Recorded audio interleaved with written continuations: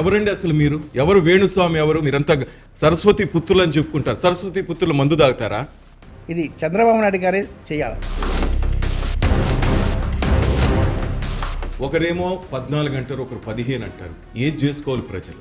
పుణ్యకాలం తర్వాత పర్వదినం ఆచరిస్తే పితృదేవతల యొక్క ఆశీస్సులు లభ్యం కానే కావు.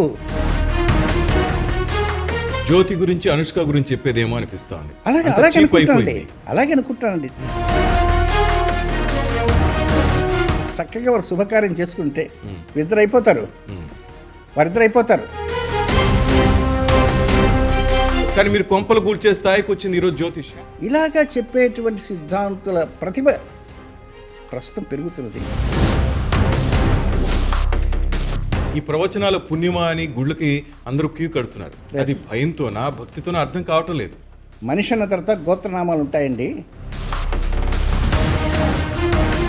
ఈ క్రమంలో రపరపాలాడిస్తానంటూ కొంతమంది వస్తున్నారు. వాళ్ళ పరిస్థితి ఏంటి? మెగాస్టార్ చిరంజీవి గారు సినిమాల్లో ఉంటూ ప్రజారాజ్యం అన్నాడు. అయినా నీకు ప్రజారాజ్యం పడదు. చంద్రబాబు నాయుడు గారు, ఆయన గురించి చెప్పాలంటే ఏమంటారు? జూన్ నెల 7వ తేదీ తర్వాత అనారోగ్యం వల్ల వారు తప్పుకుంటారు. నేను దానికి కట్టుబడి ఉన్నాను. పవర్ స్టార్ పవన్ కళ్యాణ్, జనసేన అధినేత, తాము చేసుకున్నటువంటి గోతులోనే పడ్డారంటారు.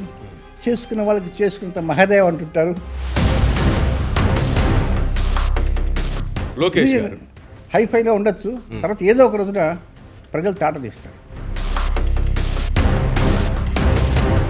ఇక జగన్ గారు, నా గొంతులో ఊపిరి లోపల వీటన్నిటికీ ఒక ప్రశ్న చేయాలా?